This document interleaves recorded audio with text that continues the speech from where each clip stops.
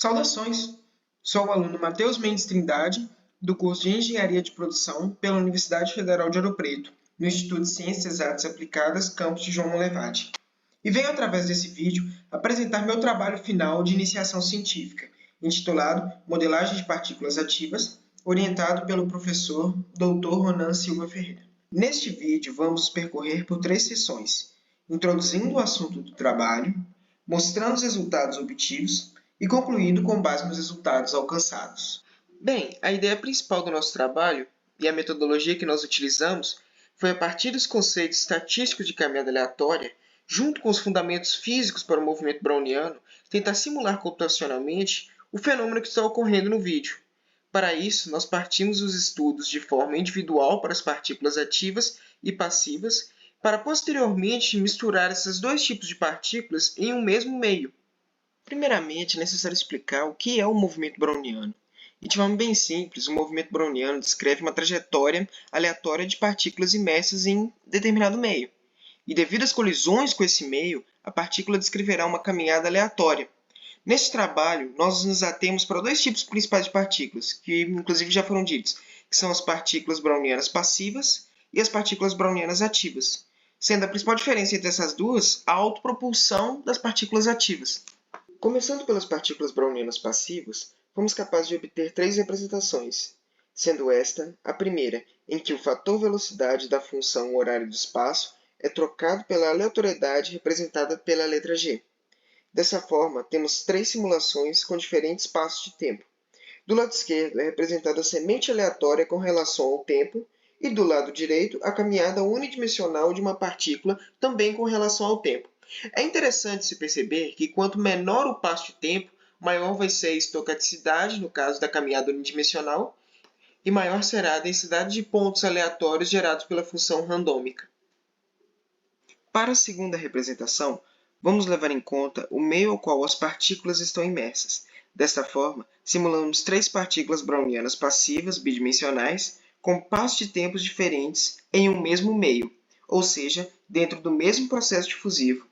E após isso, nós observamos o deslocamento médio dessas partículas e a dispersão deles, dada através do segundo momento, ou o deslocamento quadrático médio delas em relação à origem. É interessante perceber que esse deslocamento quadrático médio cresce de forma linear com o tempo. Bem, uma outra forma de representar o movimento browniano é através da equação estocástica de Langevin.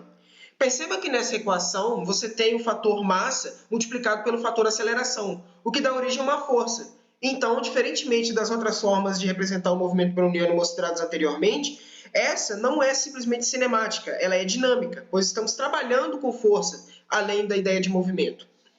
Partindo disso, nós representamos esses 2 quadros. No primeiro quadro, você tem o deslocamento unidimensional em relação ao tempo, e no outro quadro, você tem o deslocamento quadrático médio em relação ao tempo.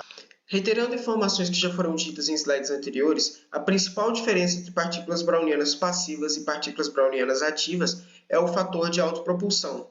Deste modo, as partículas brownianas ativas podem se locomover com mais facilidade no meio ao qual estão inseridas devido a serem autopropelidas. Aqui nós temos 4 simulações que foram realizadas a partir dessas equações, tendo nos quadros A e B a velocidade angular dada como nula, no quadro C a velocidade angular é dada como negativa e no quadro D a velocidade angular é dada como positiva.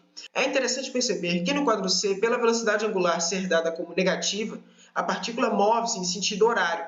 Já no quadro D, pela velocidade angular ser dada como positiva, a partícula moverá-se no sentido anti-horário.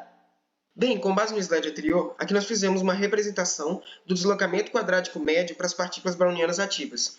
É interessante perceber que, por haver a autopropulsão e pelas partículas serem ativas, o deslocamento quadrático médio cresce primeiramente em um curto espaço de tempo, quadraticamente com o tempo. Isso se deve, basicamente, à autopropulsão dessas partículas. Já em um espaço de tempo maior, devido ao processo de difusão do meio, as partículas brownianas ativas elas vão adquirir um comportamento de forma a se crescer linearmente com o tempo. E é interessante porque nós trouxemos aqui 2 casos onde as partículas possuem a velocidade linear, ou seja, elas possuem a autopropulsão, e um terceiro caso cuja velocidade linear é 0, ou seja, ela se comporta como uma partícula browniana passiva em todos os passos de tempo. Com todas as informações que nós obtivemos sobre partículas ativas e partículas passivas, nós conseguimos simular um ambiente e a colisão entre partículas brownianas ativas e partículas brownianas passivas. Em nossa simulação, consideramos que toda a energia do sistema é conservada. Dessa forma, todas as colisões são perfeitamente elásticas e o ângulo de incidência será igual ao ângulo de reflexão para todas as partículas. Bem, para concluir nosso trabalho, nós percorremos um caminho bastante interessante, indo desde a função horária do espaço, com o fator velocidade substituído pela aleatoriedade, passando pelo meio onde as partículas estão imersas através do processo de difusão, apresentando a equação de Langevin para o movimento browniano, o fator autopropulsão para as partículas ativas e a mistura de partículas brownianas passivas e ativas em um mesmo meio.